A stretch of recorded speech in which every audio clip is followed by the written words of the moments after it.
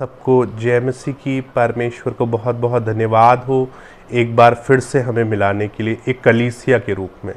Churches आप देश की अलग अलग जगहों से हमें प्यार भेज रहे हैं और परमेश्वर की पवित्र सच्ची बातों को जानने के लिए आप प्रयासरत हैं। इसके लिए हम प्रभु को धन्यवाद करते हैं। देखिए, हम लोग इकट्ठा हैं मसीह की सच्ची बातों को करने के लिए, क्योंकि हमें छुटकारा मिलता है परमेश्वर की सच्चाई से।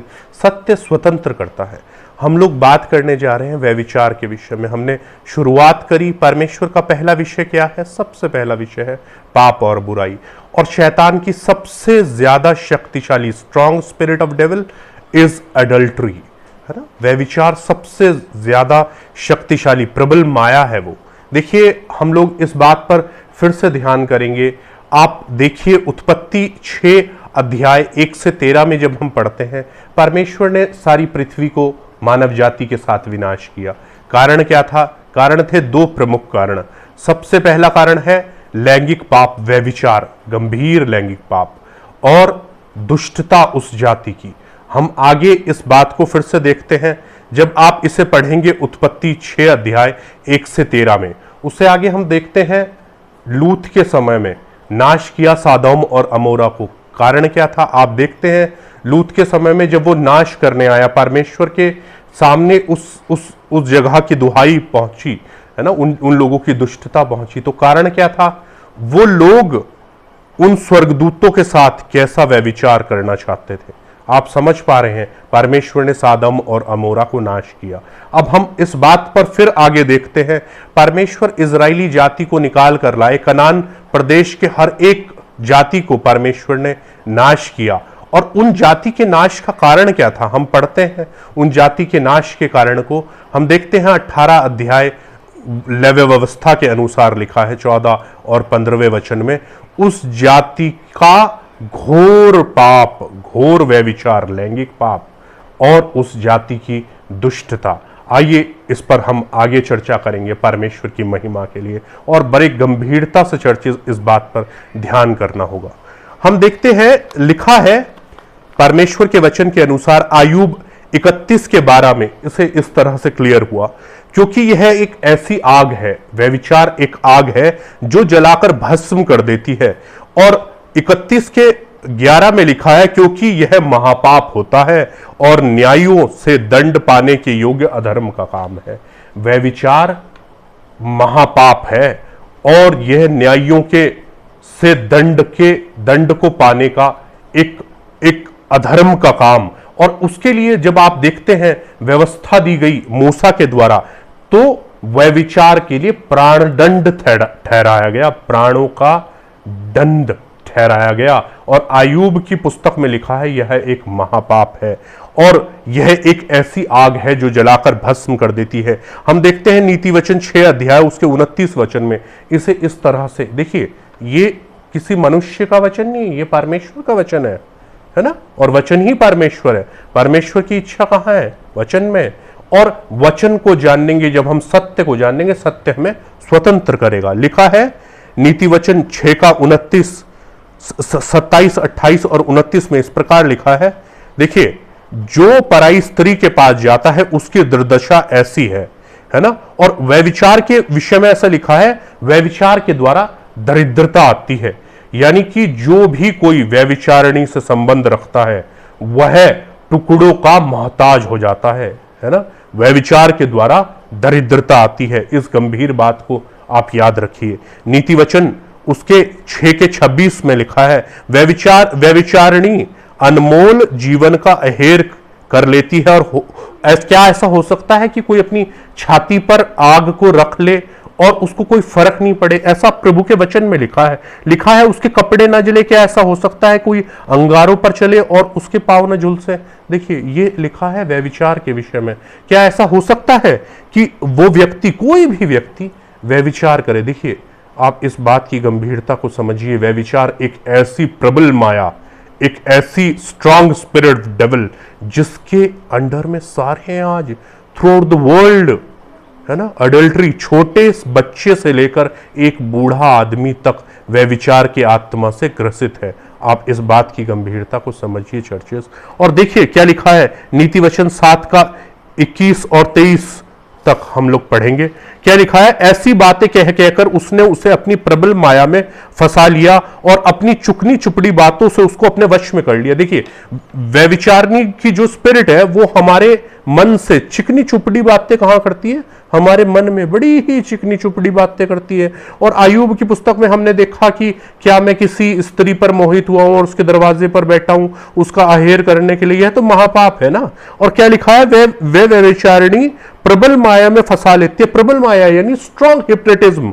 प्रबल माया स्ट्रॉन्ग हिप्नोटिज्म में लोगों को अपनी चिकनी चुपड़ी बातों से फंसा लेती है और व्यक्ति उसके पीछे पीछे ऐसे हो लेता है जैसे बैल कसाई खाने को और बेड़ी पहने हुए मूड ताड़ना पाने को, है ना। जैसे बैल जो है कसाई खाने को जाता है कटने के लिए, है ना, उसको नहीं पता होता कि यहां पर मेरे प्राणों का अहेर होने जा रहा है। और आगे लिखा है, उसका कलीजा, अंत में उस जवान का कलेजा तीर से भेदा जाएगा और वह चिड़ी के समान जो फंदे की ओर वेग से उड़ा और जानता ना हो उसका प्राण जाएगा। देखिए, चिड़िया किस तरफ उड़ती है? फंदे की तरफ। चिड़िया को तो उससे अपोजिट उड़ना चाहिए ना। परमेश्वर के वचन के अनुसार क्या लिखा है? जवानी की अभिलाषाओं से भाग, है ना। आप इस बात की गंभीरता को समझिए। और व्यभिचार में फंसने वाला व्यक्ति कहां जा रहा है? उस फंदे की ओर जाता है जिसमें उसका प्राण निश्चित नाश होगा। दरिद्रता किस वजह से आ रही है? वो जो अपनी छाती पर अंगारा रख रहा है वो कभी न जले, क्या ऐसा हो सकता है? देखिए, आप इस बात की गंभीरता को समझिए। कनान प्रदेश से वो लोग क्यों निकाले गए? लेवी व्यवस्था 18 के 24 और 25 में लिखा है। देखिए, इसे हम फिर से देखेंगे। इस बात को देखना बहुत जरूरी है। परमेश्वर की महिमा हो सारी बातों के लिए। स्तुति हो, स्तुति हो, स्तुति हो। देखिए क्या लिखा है 18 अध्याय उसके 24 वचन में, ऐसा कोई भी काम करके अशुद्ध न हो, क्योंकि जिन जातियों को मैं तुम्हारे सामने से निकालने पर हूं वे ऐसा ऐसा काम करके अशुद्ध हो गई और उनका देश भी अशुद्ध हो गया। इस कारण मैं उनके अधर्म का दंड देता हूं। वह अपने देश और अपने निवासियों को उगल देता है। वो देश अपने लोगों को, अपने निवासियों को उगल रहा है। और उन देश के लोगों ने क्या किया? उन कनान के प्रदेशों ने क्या किया? कोई अपनी स्त्री के ऋतुमास के अशुद्ध रहे तब उसके पास उसका तन उघाड़ने को न जाना, और फिर वह भाई बंधु की स्त्री से कुकर्म करना। और 19, 20, 21 में लिखा है, अपनी संतानों में से किसी भी मालेक को होम करके न चढ़ाना। और लिखा है, स्त्री गमन की रीति से पुरुष गमन न करना और घिनौने काम, है ना, और पुरुषों के और पशुओं के साथ। यह और 24 में ऐसा लिखा है, वो लोग इस तरह के काम करते थे, इसलिए वो देश उन्हें उगलने जा रहा है। और इस बात को आगे क्लियर किया परमेश्वर की महिमा के लिए।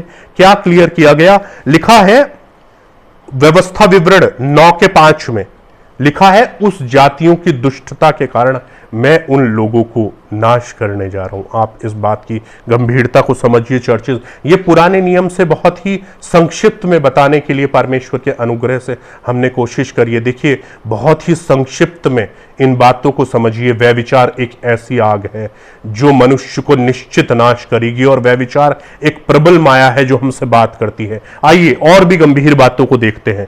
क्या लिखा है? नए नियम के अनुसार लिखा है। देखिए, नए नियम का जो स्तर है वो पुराने नियम से बहुत ऊंचा है। आप इस बात को समझिए बार बार। परमेश्वर के वचन के अनुसार क्या लिखा था कि हत्या करेगा तो तू नाश होगा, यानी कि हत्या करना जो है वो पाप है। लेकिन परमेश्वर के नए नियम की रीति में लिखा है कि यदि तूने अपने भाई से बैर किया तो तू उसके लिए हत्यारा है, तू एक हत्यारा है। और पुराने नियम में लिखा था तू व्यभिचार न करना। नए नियम के अनुसार लिखा है यदि तूने किसी स्त्री पर कुदृष्टि डाली तो तू उसके साथ व्यभिचार कर चुका है।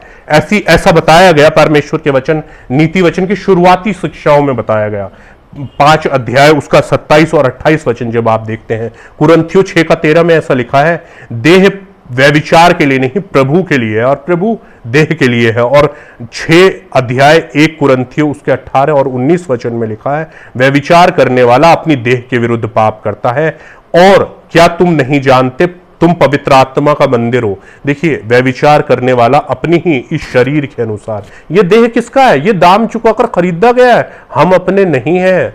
है ना। आप इस बात की गंभीरता को समझिए बहनों, हमारे भाइयों, हमारे दोस्तों, चर्चेस इस बात की गंभीरता को समझें। व्यभिचार एक स्ट्रांग स्पिरिट है, आप इसे हल्के में न ले और गहराई से इस विषय को समझते हैं। आइए क्या लिखा है कि देखिए आप प्रकाशित वाक्य जब 17 अध्याय देख रहे हैं, उसके पहले वचन में लिखा है, स्वर्गदूत ने कहा, इधर आ, मैं तुझे बड़ी वेश्या का दंड दिखाऊं जो बहुत से पानी पर बैठी है। अब परमेश्वर ने अपना प्रकाशन यानी यीशु मसीह का प्रकाशित वाक्य यूहन्ना को दिया गया, परमेश्वर के दास को दिया गया, और उन्हें यह दिखाया गया कि एक वेश्या है जो बहुत सुंदर कपड़े पहनकर एक पशु पर बैठी है और बहुत सारे पानी के ऊपर बैठी है ना। और उसके लिए क्या लिखा है, 17 के 6 प्रकाशित वाक्य में लिखा है, मैंने उस स्त्री को पवित्र लोगों का लहू और यीशु के गवाहों का लहू पीने से मतवाली देखा। यानी कि वो स्त्री जो थी वो स्ट्रांग स्पिरिट है, वो स्ट्रांग स्पिरिट ऑफ डेविल, वो स्त्री है ना, व्यभिचारिणी है ना। और आप उस बात को और देखते हैं, जिस पानी के ऊपर वो बैठी है और वो पवित्र लोगों का लहू पीती है, यानी कि पवित्र लोगों के लहू और यीशु के गवाहों के लहू से मतवाली, यानी कि वो नाश करना चाहती है उन लोगों को। और बहुत बड़े बड़े परमेश्वर के अद्भुत योद्धा इस स्त्री के द्वारा, इस वैश्या के द्वारा गिरा दिए गए हैं। कलीसियाएं इस बात पर ध्यान करें, आप इस बात की गंभीरता को समझें।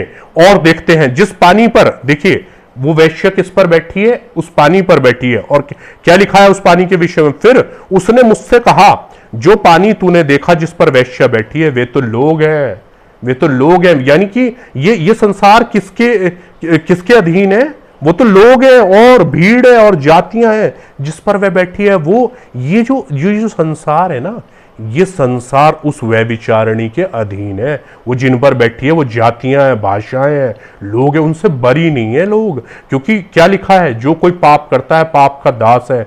और पाप किसकी ओर से है, शैतान की ओर से। और ये स्पिरिट कौन सी है, ये शैतान की वो शक्तिशाली स्पिरिट है जिसके कब्जे में है एक बच्चे से लेकर बूढ़ा आदमी तक। और क्या लिखा है उसके विषय में, 17 के 18 प्रकाशित वाक्य में जब आप देखते हैं तो लिखा है, उस स्त्री के बारे में बताया गया, वो एक पूरा का पूरा साम्राज्य है, एक अंधकार का, यानी किंगडम ऑफ डार्कनेस, वो राज्य है। देखिए क्या लिखा है 17 का 18 जब हम पढ़ते हैं प्रकाशित वाक्य में, वह स्त्री जिसे तूने देखा वह बड़ा नगर है, वो स्त्री बड़ा नगर है। हमारे बहनों, हमारे भाइयों, हमारे दोस्तों, चर्चेज जो जहां तक भी देख रही हैं, कृपया इस बात की गंभीरता को समझिए। वो क्या है, वो है स्त्री, एक बड़ा नगर है जो पृथ्वी के राजाओं पर राज्य करती है। और वो बड़ा नगर कौन है, बेबीलोन, वह बड़ा नगर है।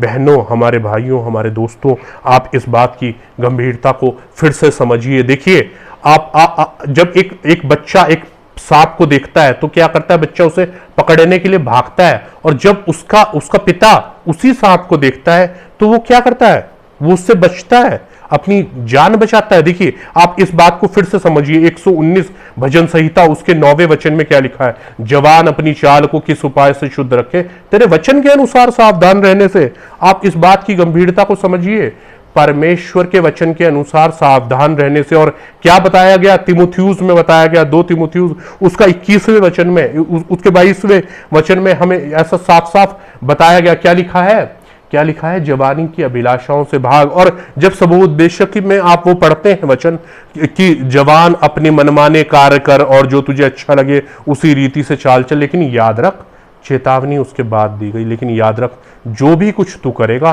परमेश्वर तेरा न्याय करेगा उन तमाम बातों में। आप इस बात की गंभीरता को समझिए। हमारे बहनों, हमारे भाइयों, हमारे दोस्तों, ये प्रबल माया है। और अब इन बातों पर ध्यान करिए, उस प्रबल माया से छुटकारा कैसे मिलेगा, स्पिरिट ऑफ डेविल से कैसे आजादी मिलेगी। देखिए स्पिरिट ऑफ डेविल हमारे जीवन से या किसी भी विश्वासी के जीवन से या कलीसियाओं से कैसे जाएगा, स्पिरिट ऑफ गॉड के द्वारा, परमेश्वर की आत्मा के द्वारा, स्पिरिट ऑफ ट्रुथ के द्वारा। जब आप उसे एक्सपोज कर पाएंगे, आप बीमारी का इलाज कैसे होगा, पहले बीमारी का पता चलेगा, है ना। आप इसे हल्के में नहीं लीजिए। कोई विचार आपके अंदर आ गया और आपने उस विचार की एक कसाई की तरह से उसके साथ संगति करनी शुरू कर दी, और आपने फोन में सोचा कि नहीं, मैं किसी के साथ प्रैक्टिकली वह विचार थोड़ी कर रहा हूं, मैं तो किसी को ऐसे वो देख रहा हूं, मैं तो घात लगाकर देख रहा हूं। तो आप इस बात को समझिएगा, वो एक प्रबल माया है जो आपको मीठी मीठी बातें करके उसमें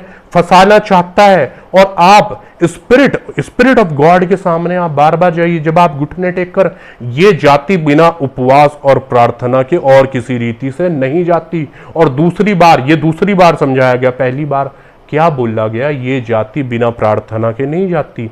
वो प्रार्थनाएं जब हम परमेश्वर की पवित्र आत्मा के द्वारा बार बार, spirit of God, spirit of truth, परमेश्वर का पवित्र आत्मा हमें आजाद करेगा। हमें आजाद कौन कर सकता है? जो शक्ति उससे बड़ी है। वो शक्ति आपकी मदद के लिए है, वहां मौजूद है। परमेश्वर ने वो दान दिया।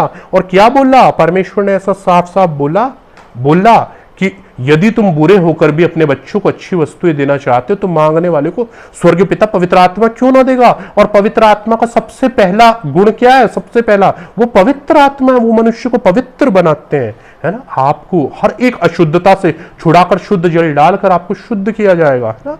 परमेश्वर के पवित्र आत्मा के द्वारा आपको बरी करा दिया जाएगा। परमेश्वर की महिमा के लिए, उसके राज्य के लिए, ये देह उसका मंदिर होने के लिए, क्योंकि दाम चुकाकर आज खरीद लिया गया है।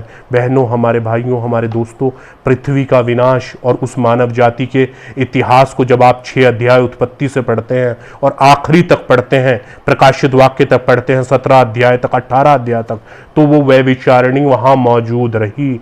और आप उपवास प्रार्थना में परमेश्वर के सामने फिरकर उस शक्तिशाली अशुद्ध आत्मा से, जो स्ट्रॉन्गेस्ट स्पिरिट ऑफ डेविल है, आजाद हो जाएंगे।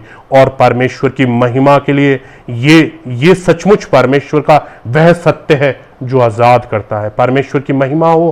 प्रार्थना सहित आशा कर रहे हैं आप समझ पा रहे हैं, और प्रार्थना कर रहे हैं आप सब लोगों के लिए। गंभीर बातों के साथ मिलेंगे फिर से। जय मसीह। आमीन।